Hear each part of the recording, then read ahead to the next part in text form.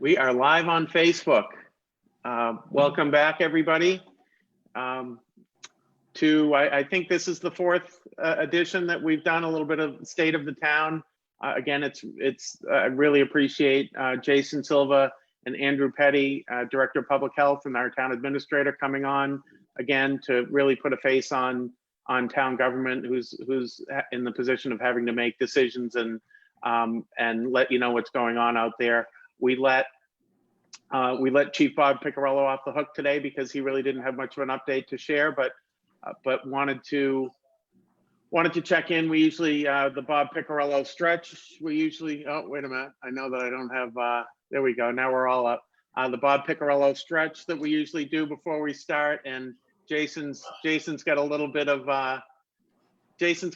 wishful thinking and behind him, unfortunately, for his backdrop. So he's upped his game a little bit this week. But we do have a few questions that have already come in, and we'll start with and we know that Andrew Petty and his Board of Health had a meeting last night with some very important updates. We'll start with Andrew. We'll start with Jason and then go to Andrew. Jason. Thanks, Jack. So as most of you know, we are in the middle of the spike. So these next 2 to 4 weeks are critical to slow the spread of COVID-19. So please continue to follow social distancing guidelines, stay home when you can, and walk, bike, or run in your own neighborhood. Please don't travel in order to exercise. During this time while practicing social distancing, please check in on your neighbors, friends, and loved ones by phone or from the sidewalk to make sure they are well and they have what they need to be safe and healthy. It's more important now than ever to come together as a community, show your neighbors compassion, and be there for one another. This week, on Wednesday, I believe, the Department of Public Health released new information. So town by town COVID-19 case counts are now available for each community. With that, they also released an infection rate per 100,000 people to provide a more standardized way to compare the burden of the disease on communities, regardless of population. Marblehead's rate per 100,000 people as of April 14 is 270. With 52 confirmed cases, I believe there's now 53.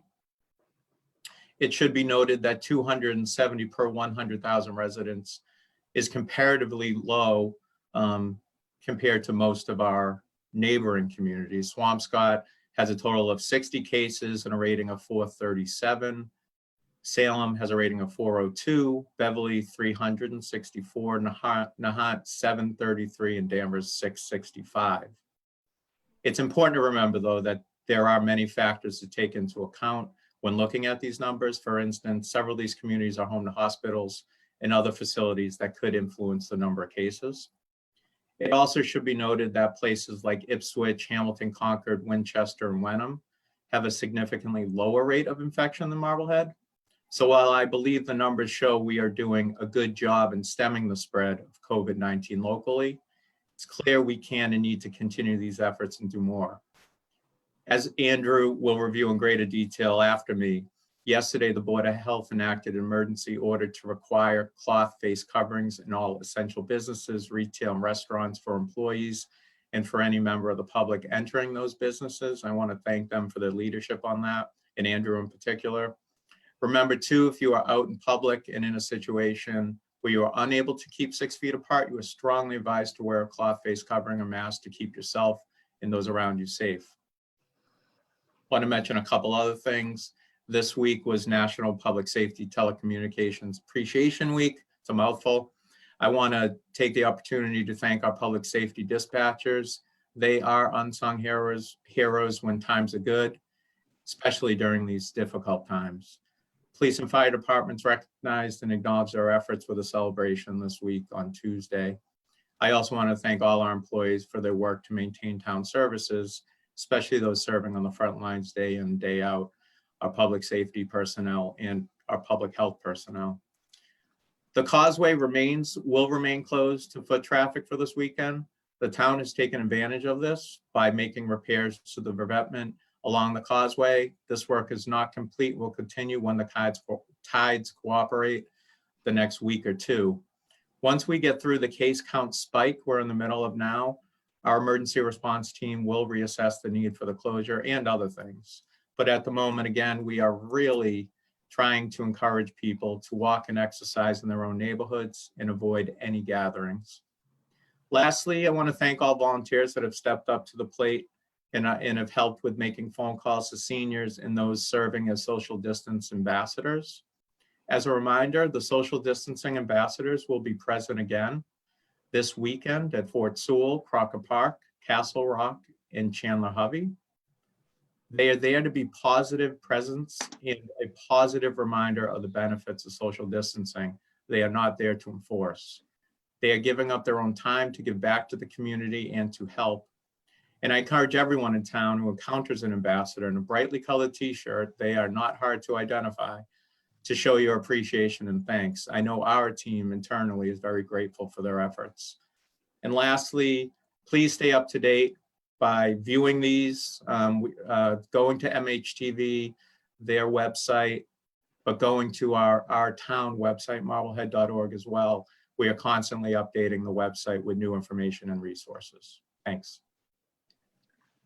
Thank you very much, Jason. And I know that you've shared with me that the people that have been out sort of helping out as to be reminders, they have enjoyed their time doing it, that it's been a friendly experience, and that they're not only are they enjoying it, but they're being well received by the community as a reminder.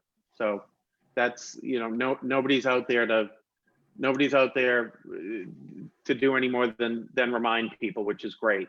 Our dispatchers are amazing. From a kid that grew up between the police department and the fire department across from the library, and had a scanner and will always have a scanner. During critical times, during big storms, during big events, fires, accidents, it's unbelievable how well coordinated our town dispatchers are.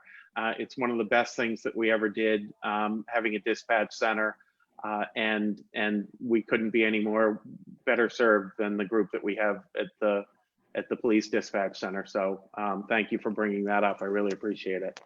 Now, I know that our Director of Public Health, Andrew Petty, has a big update from his meeting yesterday, and anything else. Go ahead, Andrew. Yeah, so we had a pretty large Board of Health meeting yesterday where they issued an emergency order regarding face coverings. This order went into effect early this morning at 12:01 a.m. That's how important this order is we wanted to enact it as quickly as possible. And these orders do take Board of Health meetings to enact them for the most part.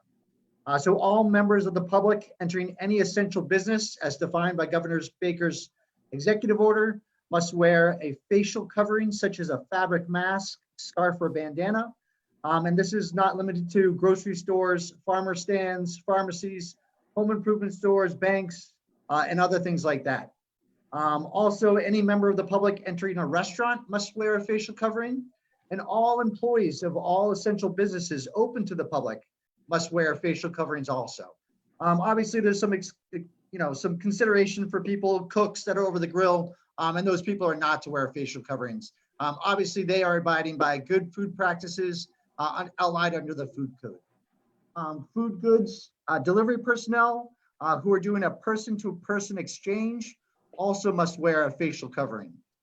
And then one of the last ones is any resident or member of the general public, including workforce, entering or exiting a residential or commercial building complex of greater than 1 unit must wear a facial covering over their nose and mouth while in common areas or communal spaces. So that's another place that people shouldn't, can't forget. So if you're in a large apartment building or just several unit building, any common area will need to wear that. Obviously, we want to make sure that people are disposing of their disposable gloves and facial masks or facial coverings properly. That's a very big important piece. We don't want to see this litter. Some of it's considered hazardous waste. So please make sure you do the appropriate thing. Put it into a trash can. Don't leave it in the shopping cart. Don't throw it on the ground next to your car. Make sure you do that. You will see signs to remind you that you have to have these items on before you enter these buildings. And please remember, if you're out in the public and you're unable to appropriately social distance yourself, if you're waiting in line or other areas, that you should have a facial covering on also. So yeah, this emergency order went into effect early this morning, and will stay in place until the Board of Health lifts that order. Excellent. Excellent. Thank you very much for that very important update, Andrew. Let's get to a couple of questions here. Let's see. Many other states and towns include the ratio of hospitalizations to the number of cases and number of positive test results. Do we have any idea of those ratios? We lost your, Oh, you're back. oh, you got me. Okay. Sorry about that. Many other states and towns include the ratio of hospitalizations to the number of cases and number of positive test results. Is that something that we have available?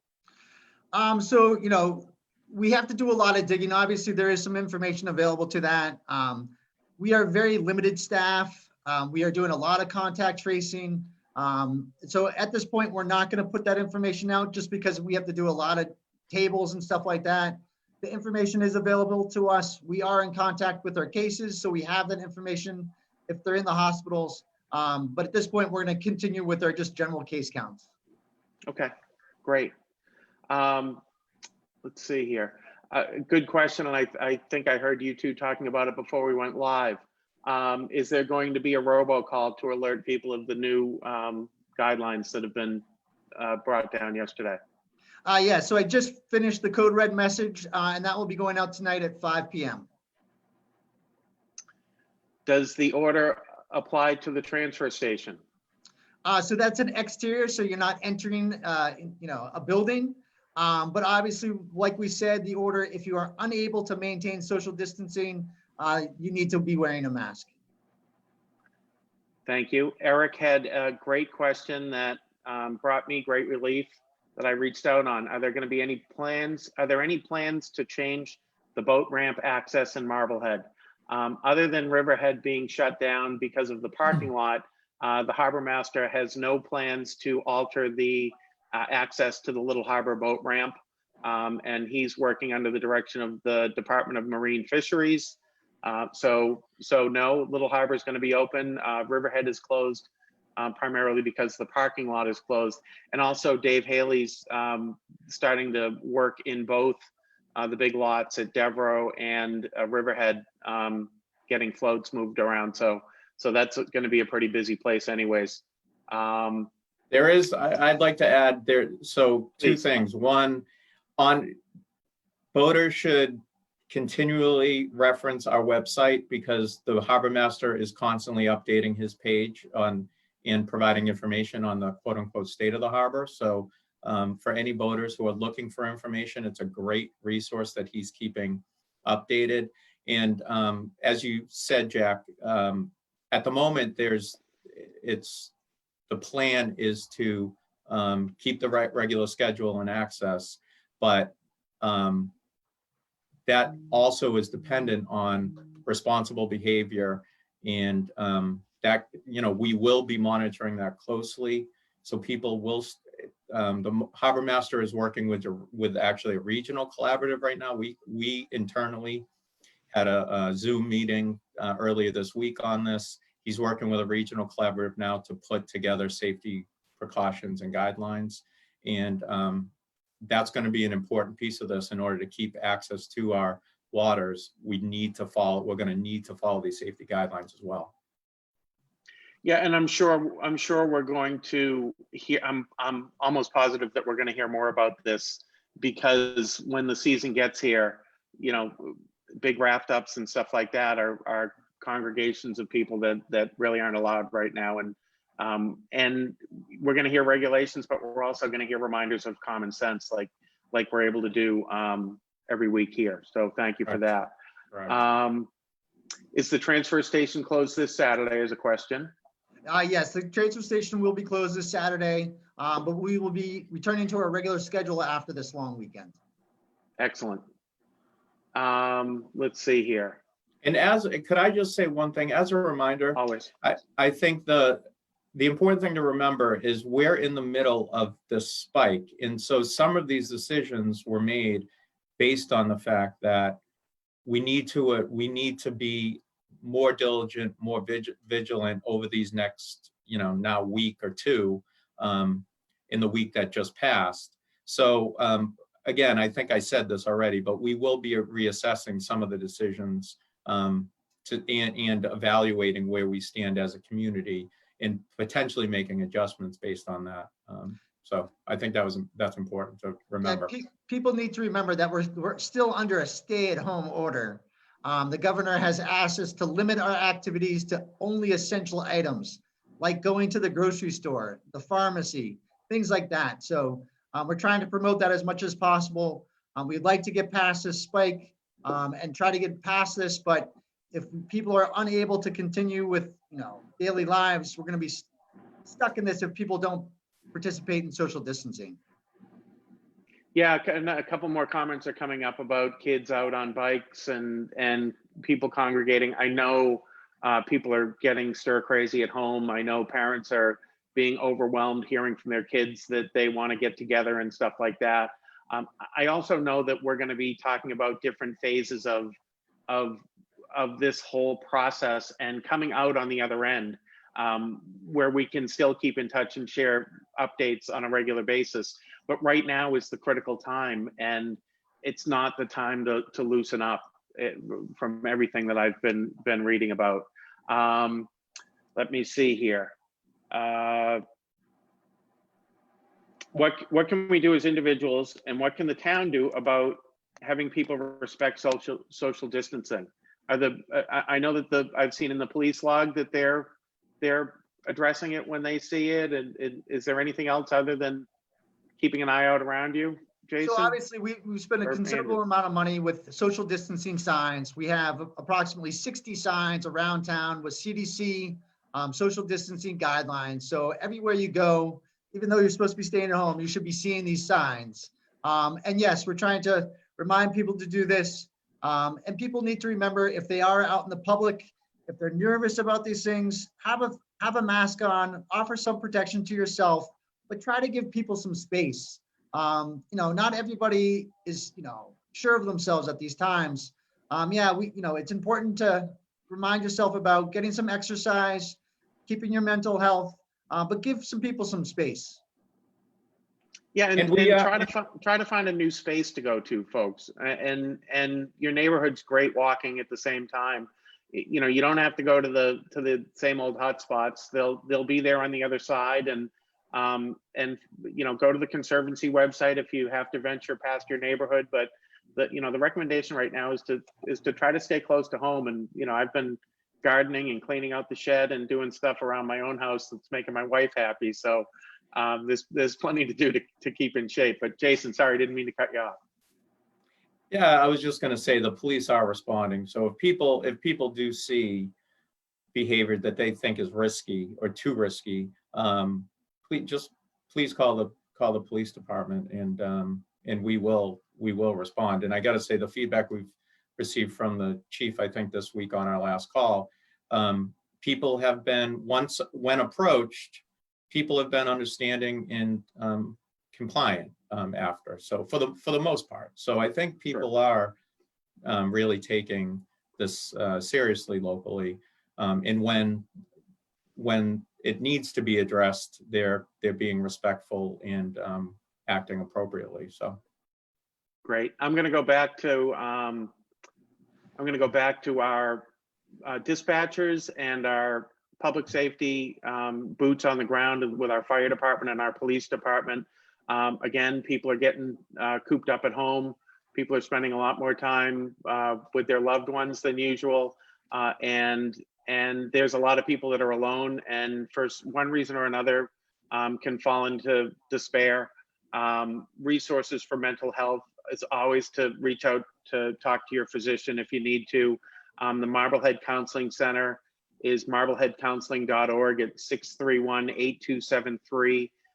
For any seniors looking for help, the Marblehead Council on Aging, Lisa Hooper and her team are just amazing during this time at 631-6225. If you want to be a volunteer or have a need that you need help from a volunteer or somebody, you can go to mhdproud.com, or you can call in on that hotline at 781-241-4603. Most pharmacies and grocery stores in Marblehead, folks, are delivering. So if you pick up the phone and if you have a need in that regard, feel free to pick up the phone and call call Village Pharmacy or the community store. And most likely you're going to get a greeting from them that they're going to be able to help you out and make a delivery for you. Lastly, I want to, and although we were talking about it before, I couldn't pull this up. I couldn't pull up the fort. However, I am able to pull up the reason why I wanted to pull up the fort, which was Marblehead Spirit Week, which has been put on by the Park and Rec. Park and Rec has been doing a great job engaging people, as have a lot of other local nonprofits and municipalities, municipal departments. Today is Build a Fort Day. One thing I was trying to get up before I put this up was a picture of Fort Sewell, but I didn't get to it. Build a Fort Day. Tomorrow is going to be a sunny day, perfect day for a backyard beach day, and then we want to see what you got for Superhero Sunday. Jason, I know you get the weekend off, but I expect to see some sort of superhero outfit, at least from your boys. Oh yeah. And Go go ahead. No, sorry. Go ahead. Folks, when you make those posts, MHD Spirit, hashtag MHD Spirit. Go ahead, Jason. Yeah, we should thank Rec and Park for putting that together. We are really trying to also focus on the social isolation that some people are feeling. And this was one creative way that Jamie Block came up with to try to address that. We also should a big shout out to the fire department for helping the youngsters in town celebrate their birthdays. And a shout out to my 10-year-old. It's his birthday today. We're trying to pull something together for him. But nice. But yeah, it's brightening people's day, I think, with the work that the police and fire and police are helping to celebrate some birthdays around town. Yeah, absolutely. I'd like to you're start- already putting a fireworks show on for him right now, Jason. That's right. It's a good That's 10-year right. birthday. Go ahead, Andrew. I'd like to remind people that there's also the state 211 line that you can call. And there's always the disaster distress helpline, 1-800-985-5990. And that's 24/7, 365 days a year. So if you need help, please reach out to them. There's people that care about everybody. So there's no need for anybody to suffer. Bottom line, and this is coming up, people getting a hard time for being outside without a mask. Andrew, just real quick, who needs to wear a mask and who doesn't need to wear a mask? So obviously, you need to follow the CDC guidelines. So if you're out in the public, if you're unable to social distance yourself, you should have a face covering on. If you're concerned about other people, do yourself a favor and wear one at all times. I'll give you one more. Does Marblehead require construction workers, et cetera, to have a plan in regards to masks? Yes, so the Essential governor workers, has an right? order for construction protocol. So yes, they have to follow that order. And I know you're probably getting. Go ahead. Our contractors have had to submit a COVID-19 safety plan that has been reviewed by the town and Andrew too. So beyond So the these mask wear. these are the contractors that are working on town projects right now, correct? That's correct. Correct. Yep.